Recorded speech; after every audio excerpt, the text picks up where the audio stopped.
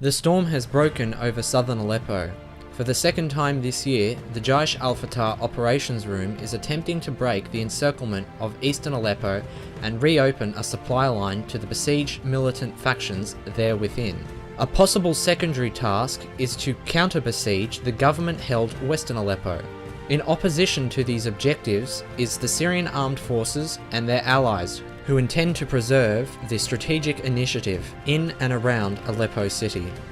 Under the alliance of the Syrian government can be identified the Syrian armed forces, the Russian aerospace forces, the Lebanese Hezbollah, and Harakat al-Nujaba.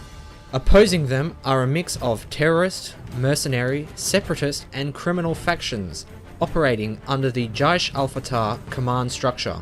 This includes Ara al-Sham, Nur al-Din al-Zinki, Jund al-Aqsa, Jabhat Fatah al-Sham, the so-called Turkmen Islamic Party, Ajnad al-Sham, and Falak al-Sham.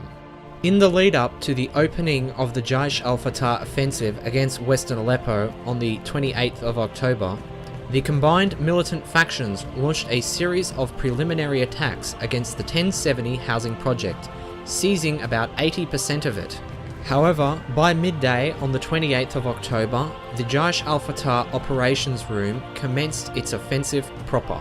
The initial blows saw the use of several car bombs against Syrian Arab Army checkpoints at the 1070 project and the Al-Assad suburb.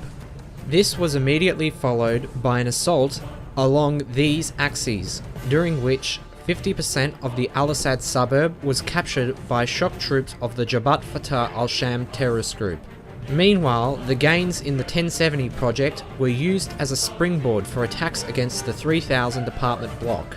It appears now that all attacks on the 3000 apartment block have been repelled by government-aligned forces.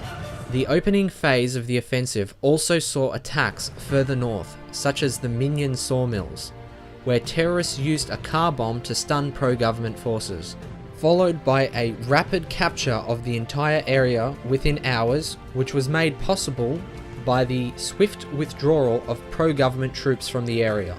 Gains in this area were capitalized on by Jaish al-Fatah with further attacks which brought the front line to the Minyan suburb proper. Later in the afternoon of the 28th, Jaish al-Fatah made concentric attacks on the Assad military academy, although these were quickly beaten off by the pro-government forces by sunset. The morning of the 29th opened up with further militant attacks, this time against the air defense base along the Khantuman Ramusa road. By midday, the Syrian Arab Army parried the assault. Heavy clashes are ongoing.